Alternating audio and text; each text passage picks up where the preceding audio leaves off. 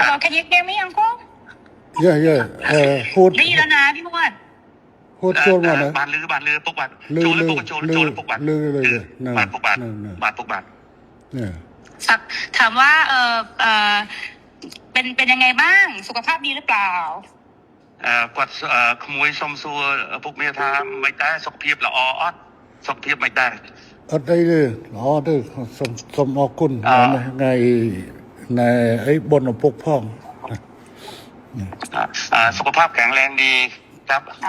โอเคค่ะบอกว่าวันนี้ได้คุยกับพี่มวดเรื่องชายแดนบอกว่าก็เข้าใจตรงกันว่าทั้งท่านฮุนเซนทั้งอิงก็อยากให้2ประเทศสงบสุขค่ะមិញគាត់បានទៅជែកជាមួយខ្ញុំបាទនៅសន្តាគារហើយបានឯកភាពគ្នាដោយអ្វីដែលពុកបានប្រាប់ថាចង់បានសន្តិភាពស្ថិរភាពប្រទេសទាំងពីរពុកបាទบอกว่าไม่อยากให้อังโคไปฟังคนที่เป็นฝั่งตรงข้ามกับเราเพราะว่าพอไปฟังฝั่งตรงข้ามอย่างพวกแม่ทัพภาค2เนี่ยค่ะเป็นคนของฝั่งตรงข้ามหมดเลยซึ่งพอไปฟังนั้นเสร็จก็ไม่อยากให้ท่านรู้สึกไม่ชอบใจหรือโกรธเพราะจริงๆแล้วไม่ใช่ความตั้งใจของเราเลยค่ะគាត់ថាសូមអនុញ្ញាតពីពុកថាពុកកុំឲ្យស្ដាប់សម្ដីមេតបភូមិភាគ2ហ្នឹងក៏វាជាអ្នកដែលប្រឆាំងជាមួយនឹងរដ្ឋាភិបាលថៃដែរវាជាសត្រូវដែរដល់ពុកស្ដាប់វាហើយអញ្ចឹងទៅអាចធ្វើឲ្យអារម្មណ៍ពុកខឹងបាទเพราะตอนนี้ทางนั้นเขาอยากจะดูเท่เขาก็จะพูดอะไรออกมาที่มันไม่เป็นประโยชน์ต่อประเทศชาติค่ะแต่ว่าจริงๆที่เราต้องการเนี่ยคือต้องการความสงบสุขให้เกิดขึ้นเหมือนตอนก่อนที่จะปะทะกันตรงชายแดนนะคะមេតបភូមិភាគហ្នឹងវានិយាយចង់ឲ្យលយខ្លួនវាចង់សាង rating មកវាហើយទៅធ្វើឲ្យប៉ះពាល់ដល់តំណែងប្រទេសទាំងពីរយ៉ាងធ្ងន់ធ្ងរពុកបាទដែលយើងចង់យើងប្រទេសទាំងពីរគឺចង់បានស្ថិរភាពនិងសន្តិភាពដូចអ្វីមុនព្រឹត្តិការណ៍កើតឡើងពុកបាទบอกว่าให้ท่านฮุนเซนเห็นใจหลานหน่อยเพราะว่าตอนนี้คนในประเทศไทยเขาไล่เราไปเป็นนายกที่เขมรหมดแล้วគាត់ថាគាត់សូមអនុញ្ញាតពុកថាអាណិតក្មួយផងឥឡូវនេះថៃប្រជាជនថៃភាគច្រើនបានដេញហើយដេញក្មួយថាទៅនៅស្រុកខ្មែរទៅព្រោះជានាយករដ្ឋមន្ត្រីខ្មែរពុកបាទบอกว่าจริงๆแล้วถ้าท่านอยากได้อะไรก็ให้ท่านบอกมาได้เลยค่ะเดี๋ยวจะดูจัดการให้អញ្ចឹងបើពុកចង់បានអ្វីពុកអាចមានប្រសាសន៍ទៅគាត់នឹងរៀបចំធ្វើការងារនឹងបន្តជូនពុកតែម្ដងឥឡូវបញ្ហាដែលខាងនេះចង់បានគឺធ្វើម៉េចឲ្យណែច្រកព្រំដែនទាំងអស់ត្រូវបើកឡើងវិញជាប្រក្រតីអាហ្នឹងគឺថាការចង់បានខាងនេះគឺតែប៉ុណ្្នឹងនឹងជំហានទី1ขั้นตอนที่1อยากให้ชายแดนเปิดปกติเหมือนก่อนเกิดเหตุครับโอเคค่ะตรงกันព្រោះបញ្ហាហ្នឹងដូចគ្នាបាទយល់ដូចគ្នាបញ្ហានេះគឺខាងកម្ពុជាជាអ្នកដើរក្រោយទេតើតែខាងថៃបិទដែងដកយកបំរាមដែងបិទព្រំដែនបិទច្រកព្រំដែននេះចេញជាមុនបានកម្ពុជាចាប់ផ្ដើមអនុវត្តតាមក្រោយจริงๆเหตุการณ์เรื่องปิดชายแดนเนี่ยฝ่ายไทยเป็นคนเริ่มก่อนฉะนั้นถ้าฝ่ายไทยเนี่ยถอนคำสั่งกัมพูชาก็ตามเลยเปิดปกติហើយរឿងនេះគឺកម្ពុជាមិនអាចធ្វើឲ្យមុនបានទេដោយសារកម្ពុជាបានខកចិត្តម្ដងហើយដោយសារកែសម្រួលកម្លាំងនៅមុំ3ប៉ុន្តែហើយថាឲ្យមានប្រក្រតីនៅតាមព្រំដែនប៉ុន្តែទីចុងបំផុតបែរជាខាងយោធាថៃនៅតែផ្កើននៅបន្តស្ថានភាពបិទទល់ដែនបិទច្រកដដែលเพราะว่าเราก็มีความผิดหวังเรื่องหนึ่งแล้วที่การมีปัญหากันที่ช่องบกเราก็พยายามตามที่ฝ่ายไทยต้องการแล้วก็การต้องการนี่เราก็บอกว่าโอเคนั้นเราก็ทำตามนะแต่ว่าขอให้สถานการณ์เข้าภาวะปกติแต่ว่าเราถอยแล้วเราถอนแล้วเราปรับกำลังแล้วแต่ฝั่งไทยยังเอาเรื่องด่านเนี่ยมากดดันอีกឥឡូវនេះគឺខាងកម្ពុជាគឺស្នើចេះឲ្យថៃបើកច្រកទាំងអស់ឲ្យបានមុនហើយបន្តទៅកម្ពុជាយូរបំផុត5ម៉ោងគឺកម្ពុជាអាចដកបទបញ្ជាទាំងឡាយដែលហាមឃាត់ការដឹកទំនិញផ្លែឈើបន្លែចូលកម្ពុជាគឺថានឹងដក บอดบัญชีนั่งเจ๋ง ฉะนั้นท่านสมเด็จอยากให้ท่านนายกช่วยให้ฝั่งไทยเนี่ยถอนเรื่องการปิดด่านถ้าถอนปุ๊บฝ่ายกัมพูชาจะถอนเรื่องการห้ามสินค้าเกษตรนำเข้าอะไรทุกอย่างก็ถอน คือตอนนี้ค่ะ คือ ตอนนี้พี่หวดคือรัฐบาลโดนโจมตีหนักมากนะคะ เพราะว่าพอตอนที่ท่านสมเด็จออกมาพูดกับท่านฮุนมาเนตอะที่บอกว่าจะตัดน้ำตัดไฟอะไรเงี้ยค่ะคืออันนั้นต้องขอโทษด้วยเพราะจริงๆอะต่างประเทศอะเขาแค่รายงานขั้นตอนว่าถ้าเกิดเหตุการณ์ต่อไปประเทศไทยจะทำยังไงคือเหมือนอธิบายขั้นตอนให้ฟังไม่ได้บอกว่าจะทำแต่ตอนนี้เหมือนกับเรื่องตัดหนังตัดละครคือทำทุกอย่างหมดแล้วเนี่ยจริงๆน่าจะให้มันโอเคทั้งสองฝ่ายค่ะเหมือนเราต้องพูดพร้อมกันว่าเราตกลงร่วมกันแล้วรัฐบาลคุยร่วมกันแล้วว่าจะเปิดทุกอย่างให้กลับมาเป็นปกติได้เหมือนว่าจะเอาเป็นอิงกับคุณมาเน็ตก็ได้หรือยังไงก็ได้เนี่ยเหมือนกับว่าเราได้คุยร่วมกัน แล้วก็ทั้งสองฝ่ายเนี่ยอยากให้กลับมาเป็นเหตุการณ์ปกติแบบนี้ค่ะมันก็จะโพสใช่ไหมนายกอิงอยากให้โพสใช่ไหมให้นายกโพสว่าผู้นำของได้คุยกันแล้วอยากให้ใช่จะโพสจะยังไงก็ได้แล้วให้ท่านคุณจะแนะนำก็ได้ค่ะแต่ว่าเหมือนกับว่ามันต้องเป็นการตกลงร่วมกันนะพี่ฮวดเพราะว่าตอนนี้อิงกำลังโดนหนักมากเลยค่ะก็ถ้าอะไรนั่งสถานการณ์ไทยนั่นคือไฟกลางประเทศให้ขนมจำนวนมุ้ยก็สมไปโตปีปุกได้แต่เนี่ยน้องเปียกสงการบอตี้เนี่ยยืนถ้ากัดเพลิงกัดอินเทอร์เน็ตเนาะนั่นคือทางอยู่ที่กี่มีนักแต่แบบไฮการ์ดเชียนนอเบียนปัญหาจำนวนมุ้ยจำนวนปีจำนวนใบดังนั้นดังยัยถ้าเธอปากป้อนนั้นก็กดสมตัวพ่อหรือน้องออมเมียนในขนมกำนัดแต่เธอเบียบนังเตะปัญหาเลยนี่กดถ้ากดสมบอกปุ๊บถ้านักกดพ่อเลยนึกน้องปฏิกูไฟกดเหมือนเต้นกดจองเอาปุ๊บหรือก็ปุกนายนอมสำนักจะไปได้โดยจะกอดฐานแล้วเมลองตัวปีบ้านนี่ยัยเนี่ยให้จัดจองเอาเธอสมรู้สพิบก้าเอาบ้านมุ่นแต่มีปฏิการเนาะเอาปรากฏได้หลังไว้หนังใบได้ซอกปฏิทั้งปีปุกบาทปันแต่ข้างในจองบ้านนะจองปันแต่ข้างนอกอัดผมทื่อข้างนอกเนี่ยข้างในมันเหมือนเนี่ยบัดตัวแดนที่ข้างไทยเนี่ยบัดตัวแดนเหตุให้บ้านข้างนอกมันเปิดบ้าให้อัดจำใบทรงชมที่นั่งการนาตการเอาสมรู้คือข้างในยุโรปไทยคนมันนั้นคือนั่งสมรู้ตามเขาบาทถูกบาทจริงๆเนี่ยท่านเนี่ยเป็นคนที่อยากได้เรื่องเสถียรภาพมากท่านนายกแต่ว่าทหารนี่มันมาปิดด่านก่อนอะไรก่อนนะมันเริ่มต้นก่อนกดดันก่อนฉะนั้นต้องเปลี่ยนทหารพร้อมไหมในการเปิดด่านพร้อมค่ะทั้งนี้ตามหมดทั้งนี้ตามทั้งนี้ตามหมดฮะทั้งนี้ตามหมดเลยท่านคือเราเปิดให้ได้อยู่แล้วพี่ผู้ว่าแต่มันต้องเป็นการบอกว่าเราตกลงร่วมกันว่าเราเปิดไงพี่เพราะถ้าไม่อย่างนั้นขออิงขออิงยอมหมดไงอิงก็คือจะโดนเพราะว่าคือเพราะตอนนี้มันเลยมาถึงเรื่องก่อนด่าแล้วว่าค่ะปัดสมปุงมวยจ้ะแต่ซาแต่เบิดซาการในแต่ไทยเปิดไอ้เจ้าอดเวียนทางการจริงเนี้ยในทางสังคมไทยนั่งเวียกันเอาไว้แต่ทั้งใส่กระโปรงเข้ามาโดยไปวิจัยก็ไงก็จังทำยันถ่าหรือเมย์นั่งจับดาวยุลที่หายยิงให้บาดให้คงนู้นได้ปุกเปย์เด็กจำนำมือรำแต่การวิจัยภาษาปุกไอเปียบมวยอิงกดกดทางกดจองตัวนำที่ท้าติเจหาจึงกุกติเจติดเต๋อหายปลอกกระไดไปดอยไปแต่ดำพุ่มท้ำติดจริงครับอัดเตอขาในอัดจอจ่าเตอขานอกเนี่ยปรำขานอกเนี่ยประกาศไปไงฮะให้มาเอาจังเลิกจังมุกเลิกมอดคลุนให้ดำใบเอาแต่ละขาในอัดบานด้วยอัดจอจ่าด้วยเรื่องนึงคือขานอกตรึกคือมันตำรองคือขาในอัดจอจ่าดิปันขาในสัญญาท่าขานอกอ่านวัดดอกบอดไปเชียขนมกาบัดตัวแดนเฮ้ย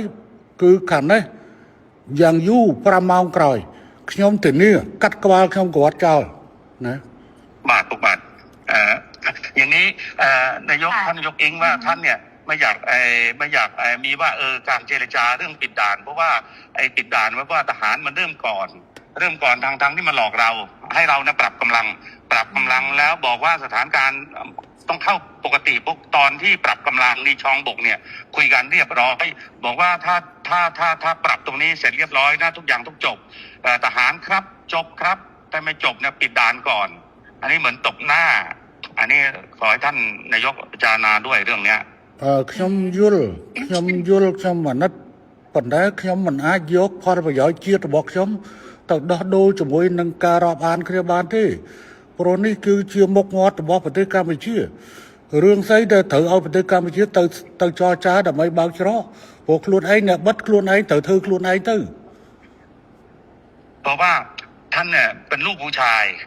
ท่านคำไหนคำนั้นอ่ะเพราะว่าฝ่ายไทยเป็นคนเริ่มต้นก่อนและหลอกเรา แล้วก็ทางกัมพูชาเนี่ยเราก็โดนหนักเหมือนกันเราก็มีมวลชนเราก็โดนหนักเหมือนกันฉะนั้นถ้าฝ่ายไทยเนี่ยเริ่มแล้วไม่เกิน5 ชั่วโมงท่านี้ทุกอย่างก็เข้าปกติเลยเข้าปกติហើយពូ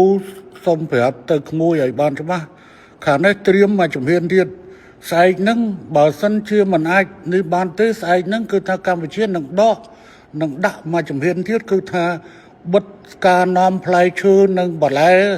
តាមព្រំដែនកម្ពុជាថៃទាំងអស់កំពុងត្រៀមអនុវត្តថ្ងៃស្អែកหลานที่รักเนี่ยอาบอกได้เลยถ้าเราไม่มีคำสัญญาเรื่องว่าเรื่องปรับกำลังแล้วทุกอย่างปกติแต่ว่าทหารไทยไม่ยอมเปิดด่านพวกนี้ทั้งนี้ก็มีการห้ามเรื่องการส่งออกเกษตรทั่วชายแดนเลยเพื่อกดดันทหารព្រោះខាងនេះបានត្រៀមអស់ហើយព្រោះខាងនេះបានត្រៀមហើយព្រោះនេះឯងបកហេតុមុនហើយបកហេតុមុនមកបវល់គេចរចាឥឡូវសួរថាណាបិទអីណែបិទអីណែច្រកគុំដែនគឺទៅយោធាថៃបើអញ្ចឹងមានតែយោធាថៃធ្វើខ្លួនឯងតែប៉ុណ្ណោះមិនអាចហៅទៅកម្ពុជាទៅចរចាទេកម្ពុជាមិនចរចាដាច់ខាតទេสถานการณ์เนี่ยเหมือนที่รายงานให้ท่านนายกทราบว่าไอ้ตอนปรับกำลังที่ช่องบกเนี่ยก็ตกลงกันแล้วว่าจะจบกันแต่ว่าอยู่ดีๆทหารไทยมาปิดด่านฉะนั้นให้กัมพูชาไปเจรจาเปิดด่านดูแล้วไม่สวยไม่สมควรอย่างยิ่งต้องทหารไทยเริ่มก่อนถ้าเริ่มแล้วทั้งนี้ก็ตามหลังไม่เกิน5 ชั่วโมงทุกอย่างปกติท่านลูกผู้ชายท่านจะเป็นลูกก็เดี๋ยวจะลองคุยกับทางกลาโหมดูค่ะแต่ว่าจริงๆแล้วเนี่ยตอนที่คุยพี่ว่าลองพูดด้วยละกันว่าจริงๆแล้วถ้าท่านฮุนเซนอยากได้อะไรให้บอกจะได้คุยกันได้ตกลงกันได้ค่ะเพราะว่าบางทีที่ท่านโพสต์ Facebook ออกมาคืออิงตอนนี้ก็คือรัฐบาลสั่นคลอนที่สุดแล้วค่ะตั้งแต่อิงเป็นนายกมาก็คือเรื่องกัมพูชานี่แหละซึ่งอิงไม่ออกมาตอบโต้อะไรทั้งสิ้นเพราะอิงก็รักแล้วก็เคารพท่านเพราะฉะนั้นเนี่ยจริงๆแล้วถ้าจะเอาอะไรจริงๆให้บอกอิงได้เลยยกหูบอกก็ได้ไม่อันไหนไม่เป็นข่าวก็คือไม่เป็นข่าวอันนั้นที่หลุดไปมันหลุดเพราะสื่อเพราะไม่ได้คุยกับอิงแค่2 คนมันคุยกันเป็นกลุ่มนะพี่มันเลยหลุดน่ะแต่ถ้ามันคุยกับอิง2 คนมันไม่มีหลุดอยู่แล้วทีนี้เนี่ยก็ไม่อยากให้แบบมันเกิดเรื่องแบบนี้แต่นี่อิงจะไปคุยกับลาโหมเนาะเพราะว่าอิงรู้ว่าถ้าสมมติว่าเขาพูดว่าของไทยปิดก่อนอะไรเงี้ยเดี๋ยวเราก็จะไปคุยกับลาโหมว่ายังไงแต่ถ้ามันเวิร์กไงก็เดี๋ยวจะส่งบอกพี่ฮวดว่ามันได้เรียบร้อยไหมนะคะเพราะจริงๆเนี่ยคนมันไม่หวังดีกับเราทั้งคู่มันก็แบบมันก็ดูแบบเหมือนเรากับเขาก็คือทะเลาะกันเองทำให้แบบเหมือนจริงๆแล้วต้องให้คนรุ่นใหม่มันต้องไม่มีสงครามพี่คนรุ่นใหม่มีสงครามไปมันก็เสียครับทั้งลูกทั้งหุ้นมาเน็ตด้วยก็เป็นคนรุ่นใหม่เนาะครับពុកបាក់គាត់ថាទី1ពុកចង់បានអីពុកអាចមេសេចទៅអ៊ីងបានអ៊ីងនឹងធ្វើឲ្យពុកអ្វីដែលពេលទៅពុកផុស Facebook ដល់ទៅអាពួកដែលវាប្រឆាំងវាចង់ឲ្យពុកហើយនឹងគាត់ជាសេះសម្ដេចទៅដេញគាត់មានដំណងគ្នាហ្នឹងវាខូចយកតាមមួយចំណុចហ្នឹងវាធ្វើឲ្យសង្គមថៃហ្នឹងវាយគាត់ថាទី1វាចង់ឲ្យគាត់នឹងចេញមកឆ្លើយឆ្លងតែគាត់អត់ទេដោយសារគាត់គោរពជាពុកមាគាត់អត់ទេគាត់សុខចិត្តឈឺចោះឲ្យវាវាយចោះហើយហ្នឹងហើយបានគាត់ថាសុំពុកថាលើក្រោយចង់ដាច់ចាប់តែពុកចង់បានអីអាចមេសេចគាត់មុនហ្នឹងគាត់បានប្រាប់តែថាប្រហែលជា3 ថ្ងៃទៅគាត់នឹងទៅថ្វាយគុំរីការឿងតបថ្ងៃហ្នឹងពុកបាទចារឿងហ្នឹងគឺកម្ពុជាវាតាក់ទងជាមួយនឹងការបញ្ជូលពលរដ្ឋរបស់ខ្លួនដូច្នេះគឺកម្ពុជាត្រូវតែហើយនឹងបញ្យល់ទៅដល់រដ្ឋដទៃទៀតដូច្នេះកម្ពុជាគឺមានតម្រូវការក្នុងការនិយាយទៅកាន់ប្រជាជនអញ្ចឹងវិធីដែលល្អជាងគេមានទៅប្រើ Facebook ហើយនឹង Telegram នៅនេះដើម្បីបញ្យល់ក្នុងការផុសចេញតែរឿងហ្នឹងគឺថាវាយើងខ្ញុំអាចកាត់បន្ថយបើសិនជាអាចតែសភាពការឲ្យតែខាងនោះរឿងវានៅចាល់នឹងរឿងបិទច្រកនឹងតែប៉ុណ្្នឹងឯងបើថាបិទច្រកបន្តគឺថាខាងនេះនៅតែបន្តវាយអាហ្នឹងបាទท่านนายกท่านบอกว่าเรื่องการโพสต์เนี่ยท่านก็แค่ชี้แจงให้มวลชนที่นี้ทราบเท่านั้นเองไม่ได้ไปกระทบกับไทยอะไรมากแต่ว่าตอนนี้ก็ไม่เป็นไรถ้าหากว่าท่านนายกแก้เรื่องเปิดด่านให้ปกติเนี่ยท่านตกลงท่านไม่มีอะไรอีกแล้วก็จบ ได้ค่ะเดี๋ยวเราไปคุยกับลาผมดูแล้วก็ขอคอนเฟิร์มกลับมาเพราะเดี๋ยวจะคุยกับกองทัพก่อนแต่เราก็เดี๋ยวสั่งไปเลยค่ะพี่แต่ว่าอีกรอให้มัน100%แล้วค่อยแจ้งท่านกลับมาดีกว่าเพราะไม่อยากจะยังไม่100แล้วบอกท่านก่อนแต่ว่าจริงๆก็จัดการได้ค่ะพี่ครับผมครับจะពុកបថាแล้วก็សពនឹងនិយាយមួយការវិជានឹងទៅហ៊ានសិនហើយបានដល់100%បានគាត់នឹងជូនដំណឹងទៅពុកបាទពុកបាទគាត់ធ្វើការងារនឹងភ្លាមរឿងបញ្ហាច្រកពុកបាទ นั่น បាទពុក อืม ท่านนายกมีอะไรอีกไหม ไม่มีแล้วค่ะพี่ก็ประมาณนี้เนาะพี่ว่าเราจะมีอะไรบ้างประเด็นไม่มี อะไร ครับจังหวัด อะไร ពុកបាទ ได้ อะไรខ្ញុំចេះមុន មុននឹងនេះគឺខ្ញុំសូមបញ្ជាក់ថាខាងនេះត្រូវការតែមួយទេត្រូវការតែខាងនោះគឺប្លក់បញ្ជាក្នុងការច្រកព្រំដែនទាំងអស់ឲ្យទៅប្រកដីភាពវិញបន្តទៅខាងនេះនឹងបន្តធ្វើតាមក្រោយហើយរឿងនេះអត់ត្រូវមកចរចារវាងកម្ពុជានិងថៃទេដោយថាថៃអ្នកបិទដូច្នេះថៃអ្នកបើកខ្លួនឯងហើយកម្ពុជាត្រូវតែសម្រួលទៅតាមក្រោយគឺកម្ពុជានឹងធ្វើ គ្រប់ពុកបាទ ណា បាទขอยืนยันทีว่าท่านนายกครับเรื่องด่านเนี่ยเราไม่ควรไปเจรจาเพราะว่าฝ่ายไทยเนี่ยเป็นคนที่ปิดแล้วปิดเนี่ยหลอกเราให้ปรับกำลัง อันนี้หลอกเราปรับกำลังว่าถ้าปรับแล้วตรงนี้จบคือจบทุกอย่างก็เข้าภาวะปกติ แต่ว่าอยู่ดีๆทหารไทยมาปิดด่านฉะนั้นทหารไทยเนี่ยก็ต้องยกเลิกการปิดด่านถ้าปิดปั๊บเขมรก็ตามหลังเลยก็ตามที่เดิม ทุกอย่างก็เข้าภาวะปกติไม่มีอะไรแล้ว ค่ะพี่พรโอเคค่ะ ครับผมครับ ได้ค่ะแล้วก็เดี๋ยวแล้วยังไงเดี๋ยวอิงจะรีบแจ้งทางพี่พจน์กลับไปนะคะ ว่าเป็นยังไงบ้าง ครับក៏ថាទៅពេលឥឡូវគាត់ធ្វើការងារនឹងមកហើយនឹងគ្រប់នៃការជូនពុកវិញបាទពុកបាទ ខ្ញុំរងចាំ ท่านสำเร็จรอท่านนายกแล้วแต่ท่านเรียบร้อยเมื่อไหร่ครับ ได้ขอบคุณมากค่ะขอบคุณนั่งสำเร็จด้วยค่ะ ครับผม ค่ะสวัสดีค่ะ ครับขอบคุณ